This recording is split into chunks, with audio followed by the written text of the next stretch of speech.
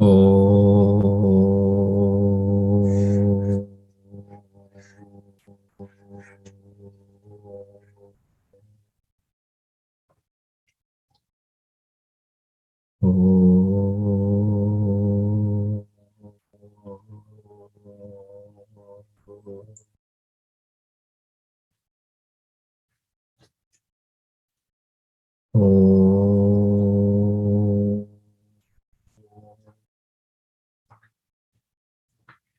ॐ सहना भवतु सहनौ भुनक्तु सह वीर्यं करवावहै तेजस्विनावधीतमस्तु मा विद्विषावहै। ॐ शान्ति शान्ति शान्तिः। ॐ समस्त जन कल्याणे निरतं करुणामयं नमामि चिन्मयं देवं सद्गुरुं ब्रह्मविद्वरं सद्गुरुं ब्रह्मविद्वरम्। ॐ पार्थाय प्रतिबोधितां भगवता नारायणेन स्वयं व्यासेन ग्रथितां पुराणमुनिना मध्ये महाभारतम् अद्वैतामृतवर्षिणीं भगवतीम् अष्टादशाध्यायिनीम् अम्ब त्वामनुसन्ददामि भगवद्गीते भवद्वेषिणी। यं ब्रह्मा वरुणेन्द्ररुद्रमरुतः स्तुन्वन्ति दिव्यैस्तवैः वेदैः साङ्गपदक्रमोपनिषदैः गायन्ति यं सामगाः। ध्यानावस्थिततद्गतेन मनसा पश्यन्ति यं योगिनः यस्यान्तं न विदुत्सुरासुरगणाः देवाय तस्मै नमः देवाय तस्मै। ॐ श्री गणेशाय नमः। ॐ श्री सरस्वत्यै नमः। ॐ श्री गुरुभ्यो नमः। So this 13th chapter that we are doing is a highly technical chapter. Lot of quite difficult concepts have been explained by Bhagavan in this chapter about Kshetra, Kshetrajnam. What is the nature of this world? What is the nature of Bhagavan, God, as the support of the universe, Ishvara as the creator, and as the supreme consciousness that is beyond all this world, Kshetra and Kshetrajnam. So all that is explained very well. And Bhagavan Shri Krishna says that one who does not understand this or know this is wasting his life. Atma hano janaha, hinasti atmanatmanam. In the Upanishad it says Atma hano janaha. What it means is they are committing spiritual suicide. Apna satyanash kar rahe hain. That is, in Hindi you can say that one who does not try to get this knowledge, his or her life is a total waste. So what we have studied so far is that Arjuna's 6 questions were answered. What is Kshetra, Kshetrajnam, field and the knower of the field? This entire universe and this body is the field. And then what is Jnanam? That is the values that we need to practice. And the Gneyam we had studied as the supreme consciousness, Brahman, Avibhaktam cha bhuteshu, and all those different concepts about this supreme consciousness we had studied. And then the last few shlokas, Bhagavan Sri Krishna spends more time on Prakriti and Purusha because that is where our problem is, because we get so caught in Prakriti, in this Anatma. That is not Atma, that is not this consciousness. There is one consciousness, Atma, Brahman. Atma and Brahman are names for the same. In the totality, we call it Brahman. But that which is illumining this self is called Atma, but actually there is only one. It's not that there are two, my Atma and the total Atma, or my Atma and your Atma. The consciousness is one. And everything is the Vistaram. That's what we had studied last week, that everything that you see is Vistaram, is an expansion of that one. That one alone becomes all. And our illusion is because of Maya, because of the Prakriti, because of Maya, which veils what is the substratum and creates this name and form. And we get so caught up in this name and form that we forget who we really are. And that's what Bhagavan is teaching us in this 13th chapter, that pay attention to the constant within the changing, the changeless. And that is who you really are. So this point has been emphasized repeatedly in the Bhagavad Gita and also in all the Upanishads, because this point is very important and often forgotten by us, even though we understand during the discussion, but it has to become a constant hum, just as there is a constant sound, underneath. When in the music, like when a singer is singing, there is that, I don't know, what do they call that? The sound box, Shruti box, which is playing a little hum so that to keep that tune. So similarly, in you and me, we have to have this constant hum of Brahman, that there is Brahman, and we continue to do all our activities, but always be aware of that. And do not give too much importance to Anatma, which is this world. Do our duties, but keep it within our restrictions, within the limits. So now we shall start with 32 shloka. Today is the last day of chapter 13. We will be doing the last 4 shlokas. So today these 4 shlokas will summarize what the entire 13th chapter has taught us. And also Bhagavan will give us 2 beautiful examples of this total consciousness, how it can come to our understanding, because our understanding is limited. And then after that, in January, we'll start the 14th chapter, which talks about gunas. So Bhagavan will shift gears. Different topic will be covered. Here, the highest knowledge of the Bhagavad Gita is ending as far as Purusha, and then Prakriti, it will be covered in more detail in the 14th and then the 16th, 17th, 18th chapters. 15th again takes us back to the highest knowledge. So we'll chant shloka number 32. Anaditvat nirgunatvat. Anaditvat nirgunatvat. Paramatmayam avyayaha. Paramatmayam avyayaha. Sharirasthopi kaunteya. Sharirasthopi kaunteya. Na karoti na lipyate. Na karoti na lipyate. Together. Anaditvat nirgunatvat. Paramatmayam avyayaha. Sharirasthopi kaunteya. Na karoti na lipyate.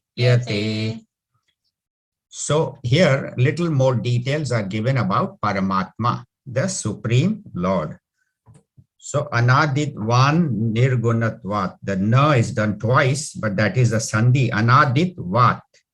That is the 5th case, because of Anadi. Adi means that has a beginning. Anadi means that which has no beginning. Anaditva. So because of that which has no beginning, And nirgunatvat, because it has no gunas, no qualities. So this Paramatma is beginningless. There was no time when, say, when did God start? Before time. Time even was not there when Paramatma. Time itself is a creation of Paramatma. Even space is a creation of Paramatma. We'll talk about in the next shloka. So Paramatma is beginningless and has no gunas, no qualities. And therefore this Paramatma, I am Paramatma, this Paramatma, avyayaha. Vyaya means that which changes. Avyayaha means that which is changeless. So this Paramatma, because it is beginningless, because it has no qualities, therefore it is unchanging. And we'll talk a little more detail about that. And what does this do? So this Paramatma, sharirasthaha api, even though it is in the body, it is everywhere, but in every body, the same Paramatma api, even though it is there, sharirastha, stha means station, abiding, present in this body. O Kaunteya, O Arjuna, Kunti's son, this Paramatma na karoti, does not do anything, and na lipyate, is not tainted, is not contaminated. You say it does not do anything? Yes. Then how is this world created? We'll talk about that. Beautiful shloka, which kind of summarizes what we have studied in the 13th chapter. So anadi, beginningless, means there is no cause of it, because anything that is an effect is destructible. Anything that the cause is indestructible and effect is destructible. Anything that is an effect, anything that is created, we'll see it is temporary. This body was created, it's temporary. If we create a pot out of mud, pot is temporary. Mud in that example is relatively permanent. Waves are temporary, ocean is permanent. So anything that is an effect is temporary, the cause is permanent. But even ocean, even mud, everything are caused, are effects of that one causeless cause. That's why when people say God created the world, who created God? If you say, well, another God created God, then who created that God? And that God, it will become infinite and regress. So ultimately, you have to come to a causeless cause, beginningless cause, and that alone explains creation. Otherwise, you keep going back and back. So that's why it says anaditvat. And nirgunatvat means anything that has qualities, that has properties, is destructible. Anything that, because qualities are changing. Today I may be in sattva, then I go in rajas, then tamas, any qualities, whether it is the, like a pot, whether the shape of the pot or the color of the pot or the design, anything that has qualities is destructible. Anything that has name and form is temporary. So then the question comes, gunas, anything that is, how about Saguna Bhagwan? You see Bhagwan Sri Krishna as Saguna, or Sri Rama, or Mother Saraswati, or they say that anything that has qualities will limit it. So if you say, I only love Bhagwan that plays the flute, Sri Krishna, how about Bhagwan who holds a bow and arrow, Sri Rama? How about that? Once you say that the flute one alone is God, then you are excluding the one that is holding the bow and arrow, or the Mother Saraswati who's playing the veena, or Jesus who is on the cross. So the moment you say that Saguna alone is real, then you are limiting Bhagwan also just to that Saguna form. Not that we should not worship Saguna. In fact, Saguna worship is a stepping stone to reaching the Nirguna. Because when I see this Bhagwan Sri Krishna, I realize that alone, that the same Bhagwan Sri Krishna is the infinite, the totality. Bhagwan is not only limited to that form. That's what he shows us in the 11th chapter, where he shows the entire universe in Bhagwan. So same way Ramchandraji, when he is functioning in the world, he acts as a human, but it is very clear that there is a divinity pervading through the entire, and that's what his birth was. Ramchandraji's birth was to eliminate demons. So Saguna should lead us to Nirguna. We can love a particular form. In fact, that is how you develop an association with God. Pick a particular form and develop complete love, complete surrender, complete devotion to that form, that this is my Ishta Devta, this is who I love, this is who I worship, and become that instrument of that. But then expand that, Vistaram, that my Krishna alone is the cause of this entire universe, or my Sri Rama, or my Saraswati, or that alone is the creator, sustainer, destroyer of this whole universe. And that is also formless. So form and formless are the same. Just the formless appears as all these different forms. There is one formless Brahman who takes all these different forms of Paramatma. And it is avyayam, it is unchanging, it is indestructible. Why? Because it has no qualities, it has no gunas, it is not an effect. So it is the unchanging cause. And then it says, avyaya, then it says sharirasthapi, even though it is in the body. What Bhagwan is saying is, it's not that God is only in the body, but inside and outside the body. That is what in Narayan Suktam is, we have heard that before. Antar bahishcha tat sarvam vyapta Narayana tishtatam. That Narayana alone is inside and outside, and even beyond this universe is only one, but appears as many. So that when children ask, do we have one God or many God? We believe in one God that takes many forms, and all forms we respect, all forms we worship. But this particular Brahman does not act. It has no doership and no enjoyership. So the Gurudev in his commentary gives a beautiful example about a judge. Now this judge, there is a murderer who has come before this judge, has committed multiple murders. And unfortunately, the judge has to condemn this criminal to death, and says that, okay, on this particular day, this criminal who has committed multiple murders will be put to death. But is the judge a murderer? No, because the judge is not attached to the result. It's not that I like this person or I dislike this person. He is enforcing the law of the land. And so he does not become a doer. He remains an instrument of the law. The law is working through the judge. So in the same way, the Paramatma is an akarta, does not do anything, but in the presence of Paramatma, this whole universe is functioning. And the universe is a creation of Prakriti. So Paramatma functioning through Prakriti becomes the Purusha, but actually Paramatma is beyond Prakriti and Purusha both.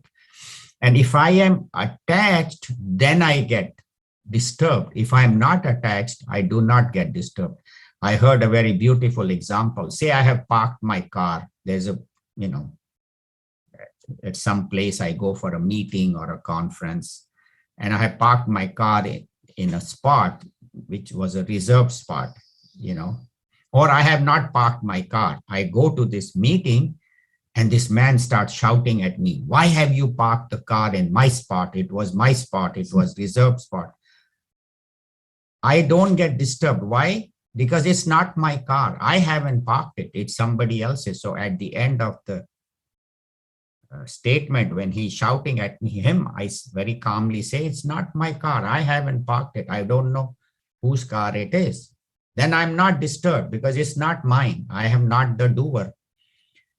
But on the other hand, if I actually by mistake have parked the car in somebody else's spot, and he starts shouting at me, I get very disturbed because now I become the doer. I have done something. And then after he's done shouting, then I shout back. What could I have done? The parking lot was full. I had no other place. Where do you expect me? So all reactions come when I have this sense of doership, that I am doing it, and then I become the enjoyer. But if I have not done anything, then I am not attached. That's why he says, na karoti, na lipyate. So the bondage comes when I think I am the doer. And as long as I identify with the Purusha, with the consciousness, and continue to do my duties, whatever Prakriti is required, then I do not get bound, do not get affected. And that is one of the meditation. Today we'll cover 2 or 3 meditation techniques where I meditate that I am that consciousness, and in my presence, this Prakriti is functioning. I am the screen on which this movie of this world is going on.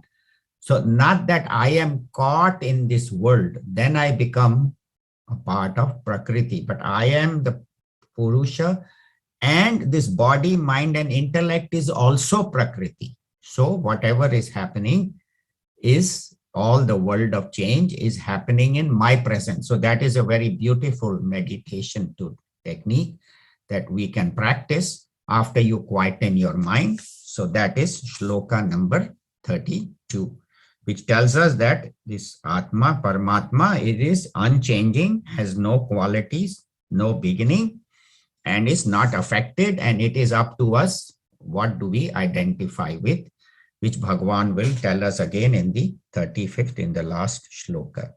So we'll go to the next shloka, 33.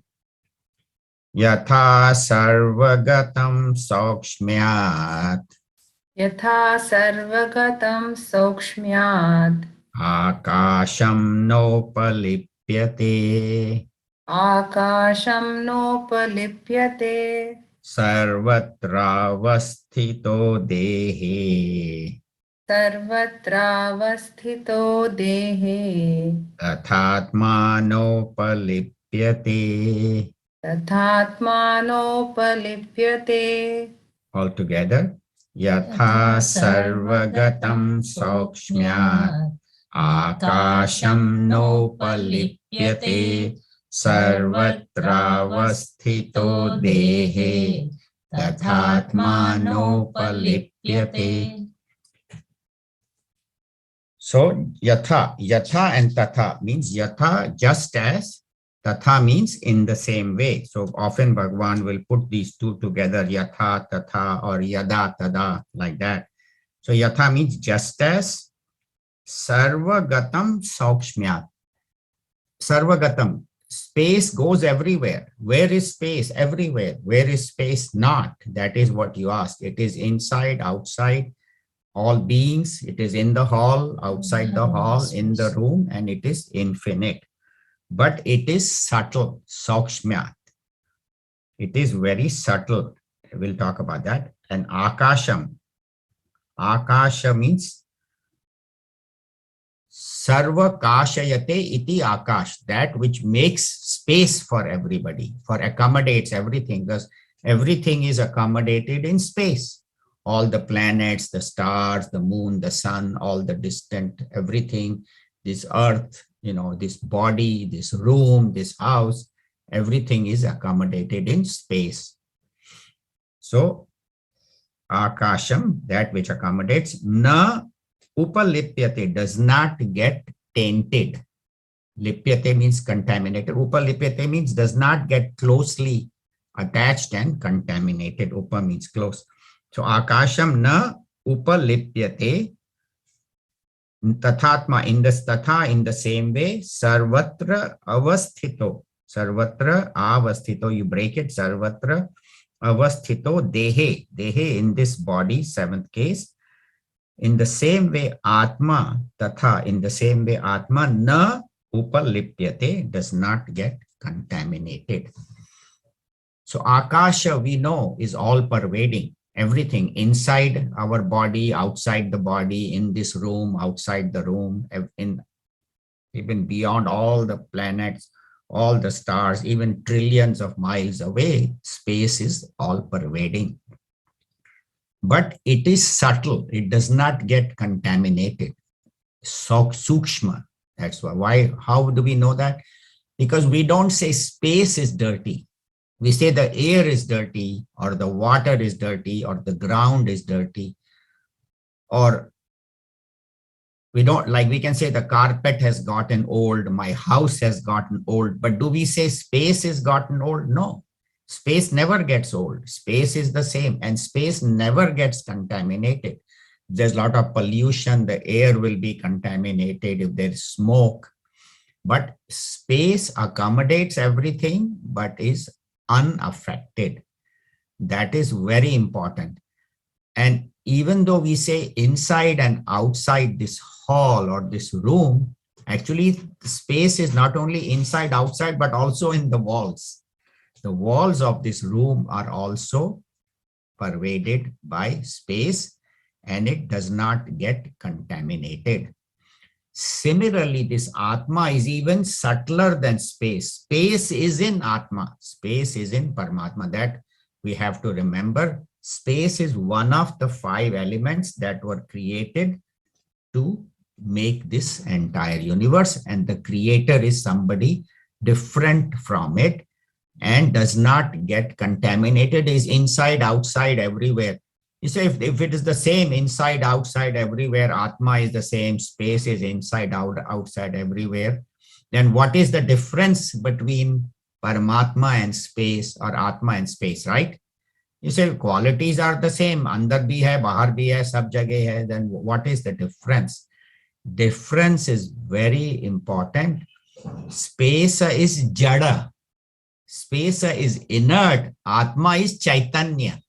See, that is very important. The consciousness is chaitanya, is conscious, it is alive, it is functioning. It is the creator, but space does not create anything. Do we hear that space has created another space, or space has created this earth? No. Space is only accommodating the earth. Space is also created, and space is jada. Space cannot talk to us. Space cannot communicate, but this Atma, this consciousness, in meditation, one can communicate. And that's what we say, even in the Gita Dhyanam, that, you know, that these munis, pashyati, they see this consciousness in their Dhyanam. So that is the difference between space and Atma. Also, sound is the property of space. What it means is sound can be transmitted through space, but sound cannot be transmitted through Atma or Paramatma, who is beyond sound. Just as the property of earth is smell, the property of water is taste, similarly, the property of space is sound. It transmits the sound. So what do? We realize that there is one space in many parts. Even the water in the pot is accommodated by space. Putting water in the pot does not move space, space accommodates. So what do? I become the drishta. I become the knower of space. I become the knower of this universe. And that drishta is the Atma, the Paramatma, the consciousness. Our mistake is that we have superimposed Prakriti on Purusha. We have superimposed this world upon consciousness, and we have, बोलते हैं ना, chutney बना दी. We have made a bhel out of it. We have mixed up Prakriti and Purusha, Atma and Anatma, and we think they are one. And I think I am this Jiva. So that is called confusion. And that is the source of all the sorrow, because when I think I am the body, then when my body is getting old, I'm sorrowful. When my mind is... So for transactional purpose, we use the body, mind, and intellect, but understand it is not me. So it's a little subtle fact, and one has to constantly remind. We have discussed that many times, that the world is superimposed upon Atma, upon Paramatma, but actually has no independent reality, is dependent upon consciousness. So once I understand that, then I'll go beyond all sorrow, because sorrow only occurs when I think I am this body, mind, and intellect. I am the consciousness, and whatever I need to do to take care of the body, I do, but I am not affected. Na upalipyate, I am not affected. So space is a very beautiful example, is the closest to Paramatma. That's why there is one technique of meditation where what you do is you sit with your eyes open. One is you close the eyes and think of consciousness within. But with open eyes, when you meditate, say you sit in your backyard when on a warm day when the sun is out, and see the space.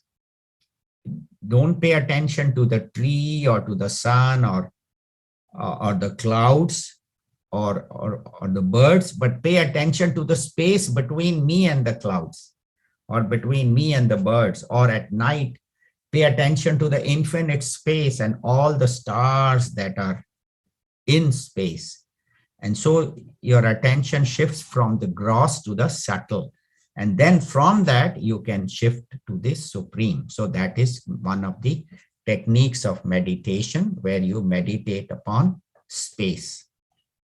Now I will do shloka number 34.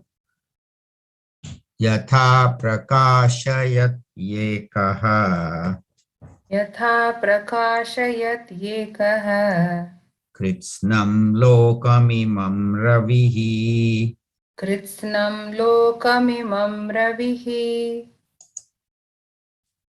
kshetram kshetri tatha kritsnam क्षेत्रं क्षेत्री तथा कृत्स्नं prakashayati bharata. प्रकाशयति Bharat. You're together. Yatha prakashayat yekaha kritsnam lokamimam ravihi kshetram kshetri tatha kritsnam prakashayati bharata. So yatha, again he has said, yatha means just as. Another example Bhagwan is giving. First he had talked about space, now he talks about the light of the sun. Prakashayati. Prakashayati means that which illumines. Ekaha, one. Kritsnam lokam imam ravihi. Ekam ravihi. One ravi. Prakashayati. Kritsnam lokam imam. Imam means this world. Imam lokam, the second case. Kritsnam means the total world. So this one sun, Prakashayati, illumines the total universe, lokam. So for us, this solar system is our universe. So our solar system is illumined by the one sun. And the one sun illumines everything, all the, everything on this earth, all the planets, all that, everything. Prakashayati, lokam imam ravihi. Kshetram, kshetri. So kshetram, as we had understood, is this world of not only the body, but all the objects and also the mind and intellect. Kshetram, kshetri, this knower of the field, this consciousness. In the same way, kritsnam, kshetram. So this kshetri, kritsnam, kshetram, this entire universe, prakashayati, illumines, O Bharata, O Arjuna. So just as the sun illumines the entire universe, similarly the kshetri, the knower of the field, the consciousness, illumines this entire kshetram, this entire world, this entire universe. So prakasha comes from kasha. Kasha means shines. So prakasha means that prakarshena kasha, which shines most beautifully. This sun is prakasha, is illumining. But does the sun say, oh, I am so busy illumining the earth, I don't have time? No, sun never says that. That's what Gurudev says in his commentary. Sun does not say, I am so busy illumining the earth, and I'm only going to illumine the good people, not going to illumine the evil. No, the sun says, my nature is illumining, and in my presence, whoever comes gets illumined. So that is the nature of Ravi. That is the nature of the sun, that it does not say, I am busy illumining. The nature of sun is to illumine. So similarly, the nature of Atma is to illumine this whole universe. Illumine means give life, give consciousness, make it visible, make it functional. How does it do it? As Chidabhas. Chidabhas means reflection of consciousness. So this consciousness, which is all pervading, reflects in the mind and intellect of all living beings. Even plants plants have a limited intellect. Insects, birds, animals, fish, all have intellect. And in humans, the intellect is fully developed. So it illumines all intellects and minds as Chidabhasa, reflection of consciousness. So this one consciousness is reflected in all living beings. In the inert beings also consciousness is there, but there is no activity. It is jada. That's why last week we had talked about chara and achara, that which moves and that which does not move. All are the creation of that one consciousness. And again, to come back to the movie example, in the movie, you see different characters. You see the hero, the heroine, the villain, the mountain, the tree, but there is only one light which illumines, right? In the theater, when there is a projection, there is one light which illumines the hero and the heroine and the villain and the mountain and the horse and the tree and the river and the song and the music. Everything is illumined by one light. Similarly, the one light of consciousness illumines all, whether it's a hero or a villain or a heroine or a mountain or a tree or a horse or a river. So just as one consciousness, one light illumines the whole movie, same way one consciousness illumines everything as Chidabhasa. So the third technique of meditation, one is to meditate as I am the self, the screen. Second is meditate on space. Third is meditate on light. You sit again outside, and instead of seeing the tree, pay attention to the light in which the tree is visible, or in the house. Instead of paying attention to the chair or the table, pay attention not to the lamp, but the light that is emerging from the lamp. So these are three subtle ways of meditation. So meditate on sunlight, not on the sun, but on the light. In fact, this light of sun is only reflected light. It's not real light, in the sense it's not, light itself is not visible. Like if you go into space, astronauts say, in space, it is completely dark, even when you're going from here to the moon, even though there is sunlight in between, you can't see it, and they only guide themselves by instruments. Sunlight is only seen when it is reflected upon the atmosphere of the earth. Then and then alone you can see sunlight, or when it is reflected on other planets, then you can see sunlight. So similarly, this consciousness is not known to us until it is reflected in the mind and intellect as Chidabhasa. So know this consciousness as Chidabhasa, the reflection. And it is the same in all. Hero, heroine, villain, Jada and Achara, everything, it is the same. So these two, meditation on space and light, is said to be meditation on Sat and Chit. Space is Sat as existence, light is illumining as Chit. So if you want to meditate on Sat, meditate on space. If you want to meditate on Chit, meditate on light. Or if you want to meditate on me as all, then that is, so 3 beautiful techniques of meditation. And this idea has to be repeatedly studied. That's why Bhagavad Gita, one time 18 chapter ho gaye is not enough. Again and again we have to read so that these ideas become, and it has to change our way of thinking, how we have all the time been thinking about the world. We have to change our way of thinking from the old to the new. Talking about changing our way of thinking, with the COVID and all, I saw a beautiful cartoon that Santa is on top of the house and wants to enter through the chimney to leave gifts. And there is a man standing there and telling Santa, let me see your vaccination card before you go to the chimney. So, so how everything is changed with the COVID, it's so beautiful. So similarly, you and I have to change our way of thinking, how we think about the world. Only then the Bhagavad Gita study becomes useful. So that is shloka number 34.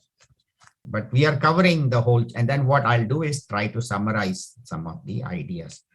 So we'll chant number 35.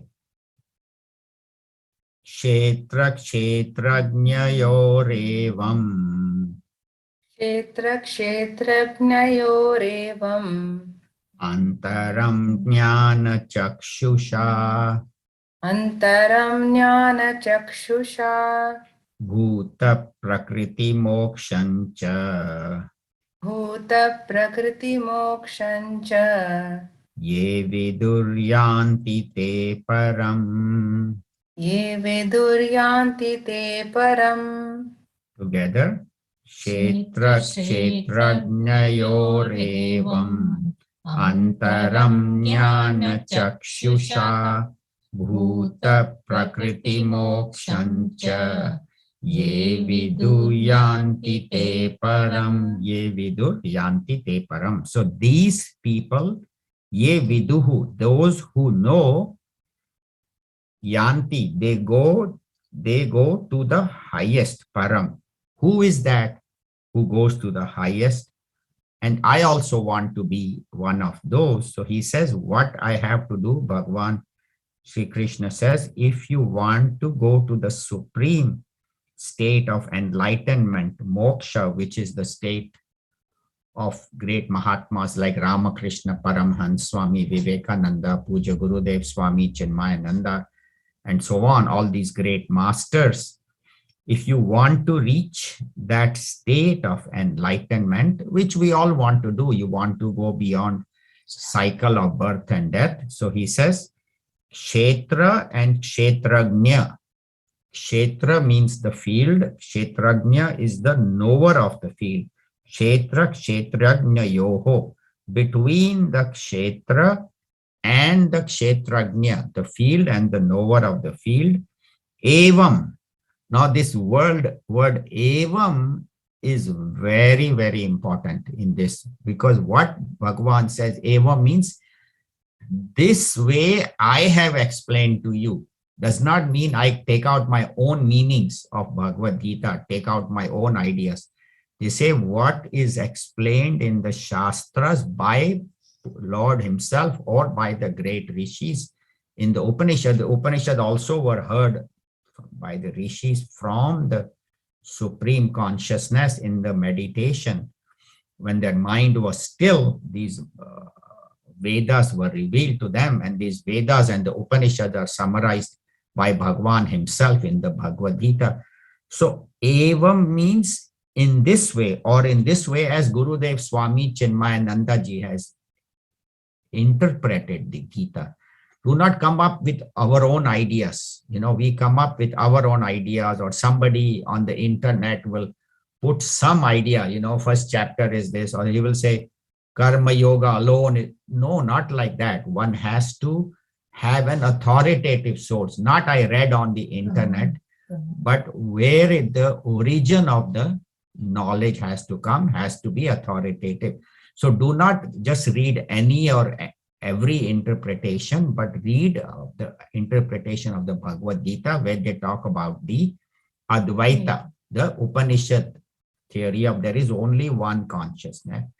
not there are multiple or all different ideas, people come up with.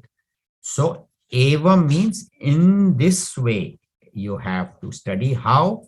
The way I have explained to you in these 13 chapters. So Bhagavan makes it very clear that the way I have explained, antaram, you have to know the difference between prakriti and purusha, kshetra and kshetragnya, knower of the field and the field. This is the way you know the difference, as I have explained to you in the entire 13th chapter and in all the previous chapters.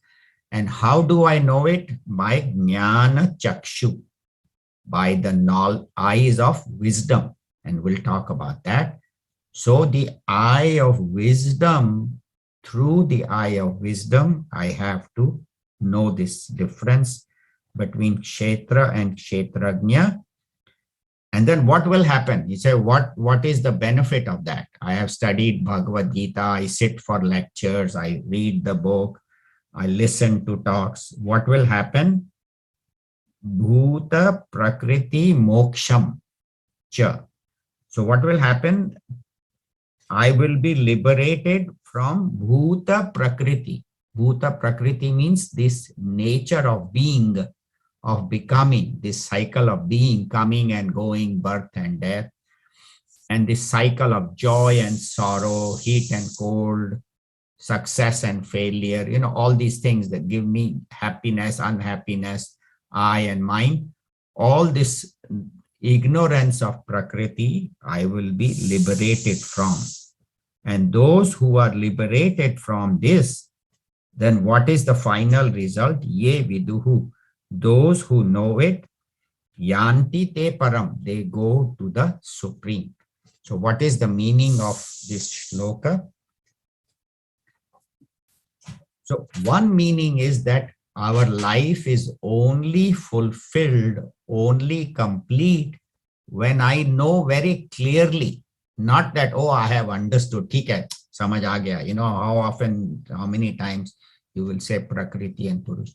When I personally know it as my own knowledge, antaram, the difference between the two, clearly I should know without any doubt. And that is called jnana chakshu. That is the eye of wisdom. That's why in Lord Shiva, they put the third eye representing the eye of wisdom. And a lot of people who meditate upon this Agnya Chakra. That means that they say that the Agnya Chakra opens, means that the person has understood. What is the difference between knowledge and wisdom? Knowledge is I know, wisdom is I bring it into practice, and it becomes firm, clear understanding. Firm understanding, clear understanding without doubt, and I abide in that understanding and bring it into my practice. That's why Jnana Vijnana Yoga, the 7th chapter, is called Jnana and Vijnana. Jnana is knowledge, Vijnana is the highest knowledge, which I then bring it into practice. So knowledge should not only remain in the book, but become in my mind, and then I should abide. That's why we say Shravana, Manana, Nidhi Dhyasana. Shravana is listening, Manana is contemplate, and Nidhi Dhyasana is abide in that knowledge and bring it into my daily life. So that is true wisdom. Otherwise, it is just book knowledge. And it starts with book knowledge, but by repeated listening and thinking about it, it becomes my knowledge. And then I have to know that kshetra is dependent on kshetragnya. This body, mind, and intellect is dependent on consciousness. This whole universe is dependent on Atma. And anything that is dependent is temporary, has a limited existence, what we call as relative existence. So that which is always there, we call it real, and that which appears and disappears, we call it mithya. Appearance, that upon that real, there is this appearance of this world. There was a time when the world was not there. Brahman, God alone was, And then even the Bible and Quran, they all say that God alone was, and then in 7 days he created the world. How? He became the world. So that is very important, and that distinction. And then one has to all the time abide in the knowledge that I am, that Atma, that consciousness, and this world is dependent upon me. This body, mind, and intellect is dependent upon consciousness, and therefore is mithya, is temporary. So there has to be a shift, 4 levels of shift. One is I am the body, right? That is the first. And second is Atma is in the body. That is second level. Okay, in me there is Atma, there is consciousness. Okay, that is second. Third is body is in Atma. Atma is everywhere, body is in Atma. Like space. Like space. So first is I am body, second is Atma is in mere mein choti si Atma hai somewhere, and I think there is this tiny Atma sitting somewhere. No. Body is in Atma, that is third. And fourth is Atma alone exists. There is no world. World is a projection, appearance upon Atma. So that is 4 levels of thinking. I am body, Atma is in me, body is in Atma, Atma alone exists, everything else is a superimposition. So that is how our thinking has to grow. And then only this knowledge is clear. And that's why the repeated study of the Bhagavad Gita is required for that, to make this understanding very clear. And that is moksha, because otherwise I'm caught in prakriti, world. This is mine, this is not mine. Ye mera hai, ye tera hai. I want more, I want less, I want more joy, I want less sorrow. So we are continuously caught. That's why in the Upanishad also it says, Mana e manushyanam karanam bandha moksha yoho. In the Atma Bindu Upanishad, it says mind is the cause of bondage, and mind alone can be used to liberate ourselves. How? So the Upanishad itself says a mind that is attached to sense objects is bound. Mind that is free of sense objects attached to Atma is free. So shift the attention from the objects to the Atma, and that is Bhuta Prakriti Moksham. One who has enlightened and reached this state, then he is no longer bound, whether he lives in this body or not. For him, there is, or her, there is no problem. Body is there. I take care of the body. When it comes time to drop, cheerfully I drop. Why? Because I have already become one with that. So for such a person, there is no birth and death. He says, I was never born, so I will never die. Why? Because I am Atma. Bhagavan in the 2nd chapter itself says, Na jayate mriyate va kadachit, nayam hanti na hanyate. So this consciousness does not do anything, but everything happens in the presence of consciousness. And that is the way to reach the supreme state of enlightenment. So those who know it through the eye of wisdom, through the eye of clear knowledge, they reach the highest state. And that's what all these great masters reached, whether it's Tukaram or whether it's, Jesus or Mirabai. So all these great Mahatmas, Puja Gurudev, all these great masters reach that state, and they are sharing this wisdom with us so that we may also reach that state. So that is the essence of this 13th chapter. We have ended here, where it says that there is Prakriti and Purusha. Purusha is the knower, and depending on my actions, it will decide my future birth. That's why he says, Purusha Prakriti Stohi Bhunte Prakriti Jan Gunan Karanam Guna Sangosya Sadasad Yoni Janmasu. So let us do good actions. Let us dedicate them to the Lord and understand I am the non-doer. That is the state of supreme enlightenment.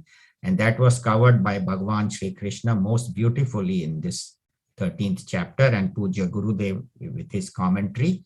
So we are grateful and we humbly bow down in prostration to them, to Bhagavan, Shri Krishna and Puja Gurudev for this knowledge. We'll do the closing, the prayer, and then after that we have time for questions. Om Tat Saditi Om Tat Saditi Srimad Bhagavad Gitasu Srimad Bhagavad Gitasu Upanishatsu Upanishatsu Brahma Vidyayam Brahma Vidyayam Yoga Shastre Yoga Shastre Shri Krishna Arjuna Samvade Shri Krishna Arjuna Samvade Kshetra Kshetrajna Vibhaga Yogo Nama Kshetra Kshetrajna Vibhaga Yogo Nama Trayodashodhyayah. Trayodashodhyayah. Yeah, so here it says Om, Tat and Sat. Om is one of God's names. Tat means that supreme consciousness, which is Sat, which is existence, which is everything is that existence. Iti, in this way, this Srimad Bhagavad Gita, the seventh case, in Srimad Bhagavad Gita, in the most revered Bhagavad Gita, which is nothing but the Upanishad itself, Upanishadsu. In the Upanishad, which is the Bhagavad Gita, is the essence of the Upanishad. And what does it contain? Brahma Vidya. It contains the highest knowledge of Brahma Vidya. So in this Bhagavad Gita, which is of Brahma Vidya, in that Brahma Vidya, Bhagavad Gita is not only Vidya, but also Yoga Shastra, how to function in this world. So it is also not only knowledge, but also the practical application. So how to connect through the higher. So this Shastra, this knowledge is yoga, how to connect to Bhagavan. And where did we see it? In Shri Krishna Arjuna Samvade. In the dialogue between Bhagavan Shri Krishna and Arjuna, between the Lord and a mortal like us. Samvada. Samvada means dialogue, satsang, communication between the Lord and the student. And what is the name of this chapter? Kshetra, Kshetrajna, Vibhaga. Kshetra is the field, Kshetrajna is the knower, Vibhaga means the difference. Difference between Kshetra and Kshetrajna. Vibhaga, that is the yoga. So every chapter of the Bhagavad Gita is said to be a yoga, which connects us to the higher. So this chapter is called Kshetra, Kshetrajna, Vibhaga Yoga Nama. It is the name of this chapter, and it is Trayodasho Dhyaya. It is the 13th Adhyaya, 13th chapter, Trayodasho Dhyaya. We don't break it as Adhyaya, but when we are interpreting, it is Trayodasho. 10 is Dasha, 3 means 13, and Adhyaya, it is the 13th chapter. So here we end. If anybody has any questions or comments, please feel free to add. Yes. So of course, this is one of the most profound chapters of Gita. I mean, they all are, of course, but this is one of the real cream ones. Amongst other great points that you made today, we talked about, of course, the knowledge of Kshetra, Kshetrajna, plus Gnanam, Neyam, all that. But, the one you talked about is superimposition. Our trouble is with the superimposition of Prakriti upon Purusha, right? That's where our trouble is. And it brings us the avaran and vikshepa, right? It shows us things that are non-existent, and it does not show the things that are really existent. So it shows us impermanent things, and we take it as permanent. And the permanent things, it does not show, we can't see. That is where our trouble is, I think. And like you said, that we should have that humming sound of Brahman all the time. It should flow through our mind at all times. So that way we are attached to the permanent, not to these fake world. Right? So those are very, very good points. Those are good takeaways. Thank you. Thank you. Anything else? Lata, you have any comments, question? I have one question, and I'm not picking up on that word, but in Shloka 34, the second line, it says, Kshetram, Kshetri, Tatham, Kritsnam. Kshetri, I didn't come across that word before, or have we? And Kshetri means one who lives in the kshetra. Oh, okay. Navadware pure dehi na kurvan na karayan. So in this city of 9 gates, or Right. actually 11 gates, they say there is this indweller, which is the consciousness, which Correct. appears inside, but functions through these 11 gates. 2 eyes, 2 nostrils, 2 ears, mouth, that is 9. Right. That is 7, sorry, 2 to 4, no, to 6 and 7. And then the lower 2, 9. So that is Navadware. It is 9 gates through which this Kshetri functions, lives. So Kshetri is the indweller, Okay. one who lives in this Okay. Kshetram. Kshetram idam shariram kaunteya. Kshetram iti abhidhiyate. Bhagavan said, this Okay. shariram is this Kshetram in which this Kshetri lives. It is the reflection of consciousness. Consciousness is everywhere, but needs a medium to reflect. And this mind and intellect is the subtle medium in which the consciousness can reflect, just as consciousness can reflect on a mirror, not on a rock. So mirror So- is the reflecting medium. Light does not. I mean, light, the sunlight. So reflects. my interpretation of that reflection would be different than somebody else's. It's combination of my karmas, vasanas, Yes. and the knowledge that I'm acquiring. Is that fair statement? Yes. Yes. Each one of us functions because of our mind, our intellect, and our vasanas. Right. So the same consciousness, but appears different, just as the same sunlight in a clear water and a dirty water. The sunlight is the same, but appears clear in one and Correct. appears dirty in the other, depending on the medium.